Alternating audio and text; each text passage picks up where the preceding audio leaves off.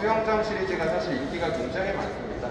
근데 호크니가 물을 좋아했었던 이유 중 하나가 그러니까 런던이 서울하고 좀 비슷한 부분이 있어가지고 땅덩어리는 좁은데 집이 밀집되어 있다 보니까 데이비드 호크니도 수영장이라는 건 당연히 돈 내고 다 같이 쓰는 공공수영장이 본인에게도 익숙했답니다. 근데 20살 되고 미국 가봤더니 말씀드린 그 자기 정체성을 존중받는 부분도 너무 커가지고 베버리힐즈 쪽에 자기 살만한 공간이나 집을 좀 구경하고 다녔더니 그쪽은 모든 집에 크든 작든 개인 수영장이 다 딸려 있었다는 거죠.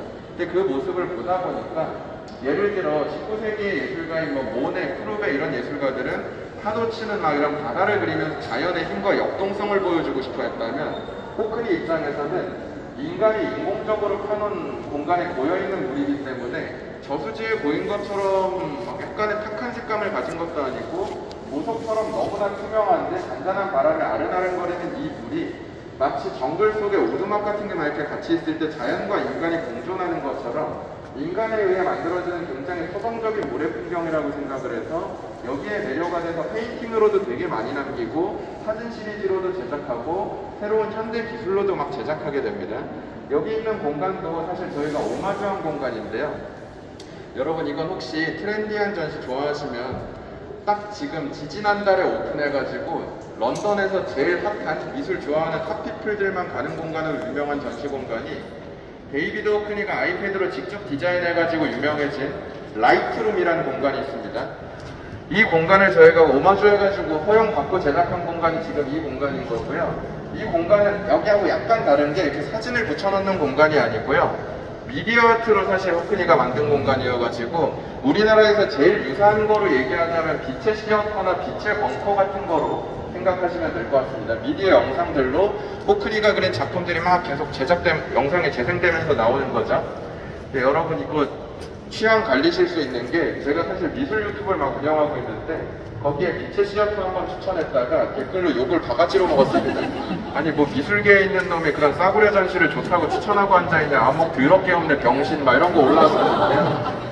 근데 여러분 이건 취향 차이가 있겠지만 생각하실 부분은 국내에서 만든 프랜차이즈 빛의 미디어 전시도 많지만 우리나라의 빛의 시어터하고 빛의 벙커는 전 세계에 9개밖에 없는 프랑스의 오리지널 팀이 아시아에 유일하게 만들어 놓은 2개의 공간이 빛의 시어터하고 빛의 벙커이기 때문에 그건 되게 동시대적인 예술 공간 중 하나입니다.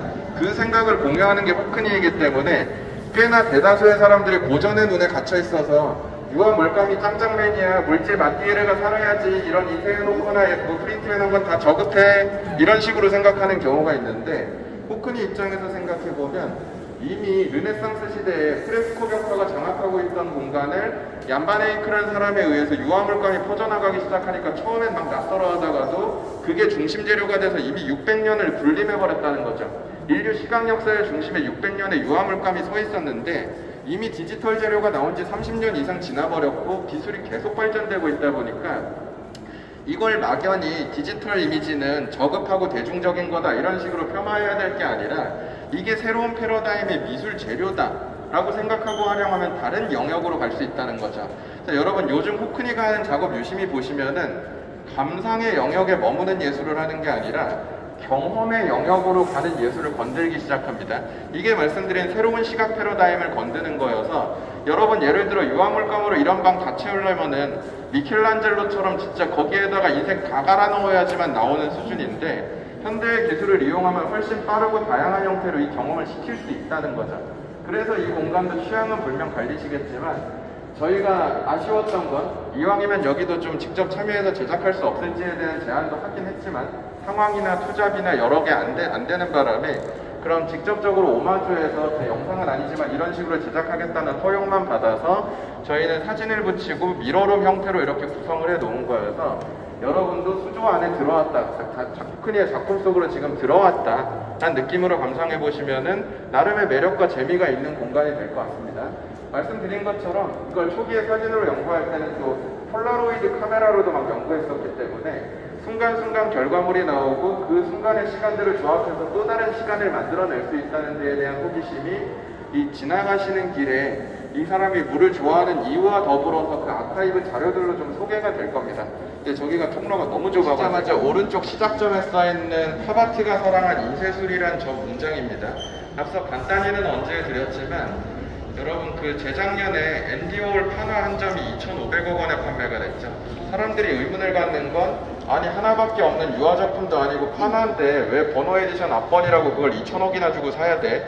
이런 생각을 할 수 있지만 팝아트 예술에 있어서 이 복제술이라는 게 되게 중요한 이유가 앞서 말씀드린 것처럼 이런 형식을 이용하면 권력자만을 위한 예술이 아니라 모두가 나눌 수 있는 새로운 예술의 형태로 갈 수 있다는 그 고민이 복제술을 통해 실현 가능했기 때문에 이 사람들은 판화를 포함한 인쇄술에 관심 자체가 되게 많았습니다. 중요 테마였었는데요. 그러다 보니까 데이비드 호크니도 이미 이것도 20년이 넘어버렸는데요. 스마트폰이란 기능이 처음 탄생해가지고 아이패드라는 게 나왔을 때 그걸 이용해서 바로 그림 그리면서 작품을 제작하기 시작했던 거죠. 근데 여기서 포인트는 호크니는 아이패드 드로잉을 할 때 본인이 직접 인터뷰하면서 남긴 말이 이건 단순히 아이패드로 그리는 그림이 아닙니다.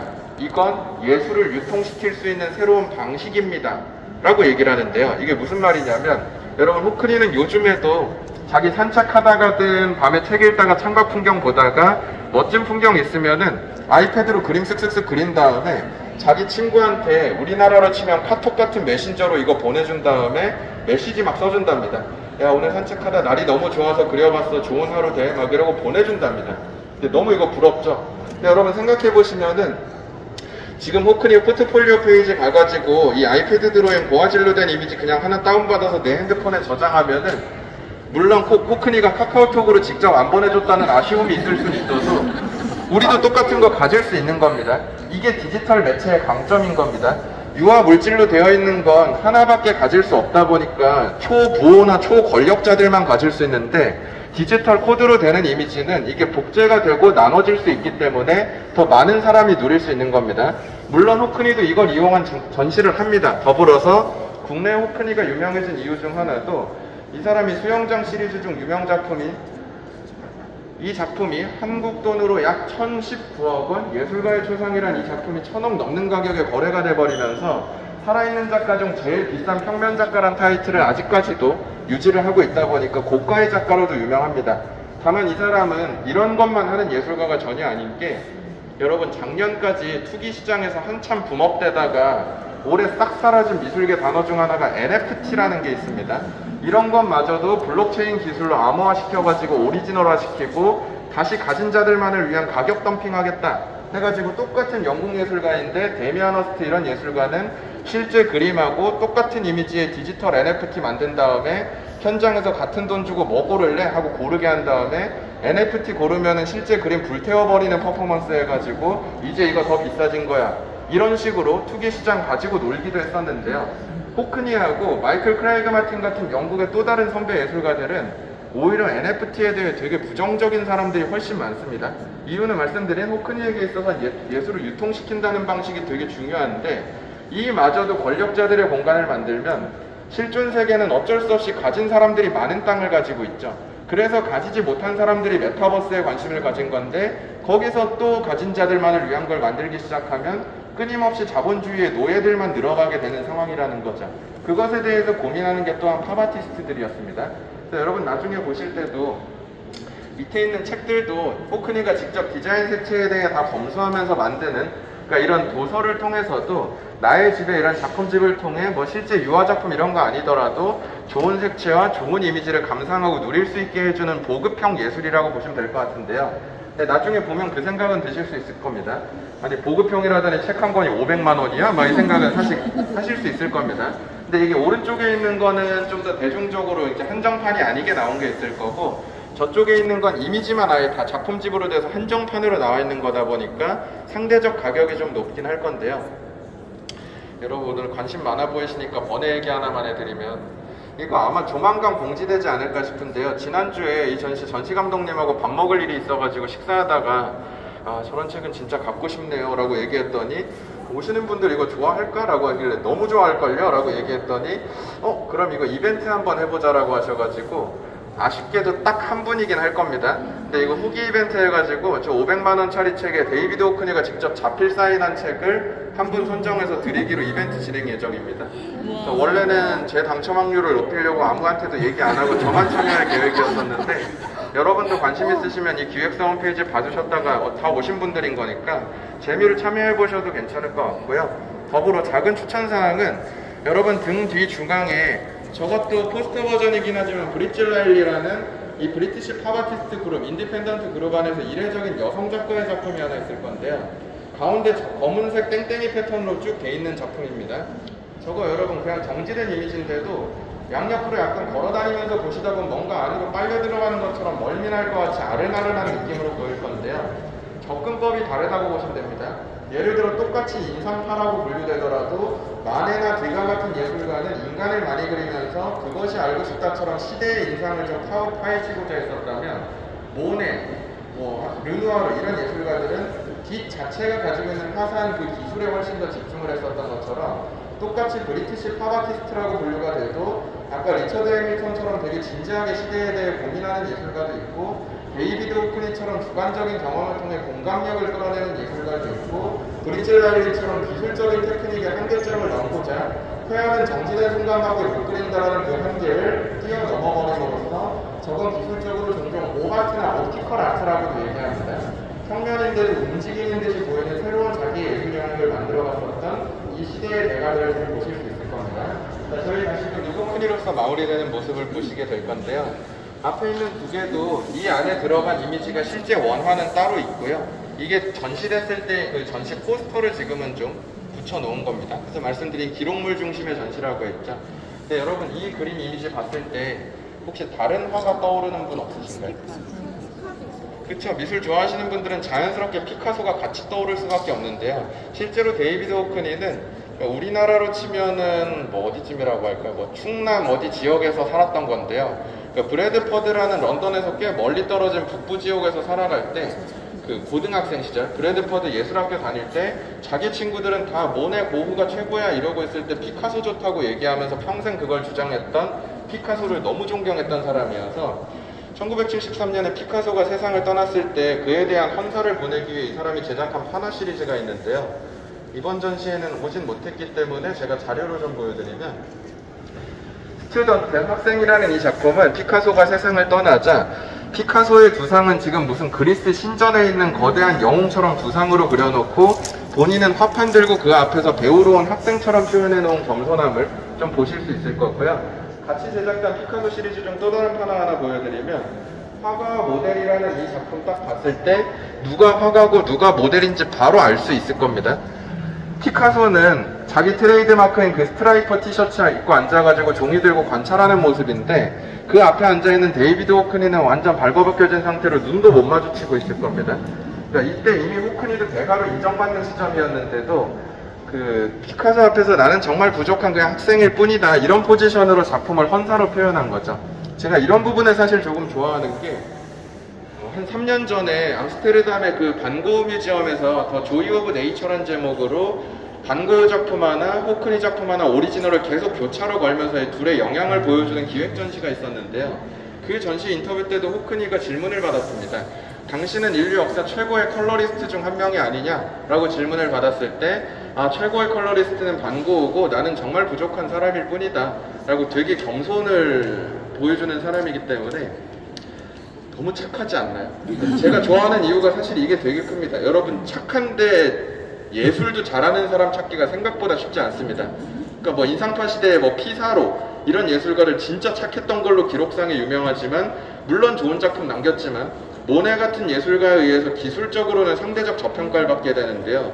데이비드 호크니가 참 멋진 건 기술적으로도 압도적인 재능을 보여주는데 인간적으로 보셨을 때도 그 정체성, 동성애자라는 정체성에 대해 종교적 불편함이 있으신 분만 아니라면 늘 후배들을 위해서 기부하고 레지던시 운영해주고 신기술로 막 고인물처럼 자기 수영장 시리즈 죽을 때까지 주구장창 그것만 그리면서 팔아먹는 꼰대 예술가도 아니고 요즘엔 심지어 3D 프린팅 기술까지 배우고 있다고 하더라고요.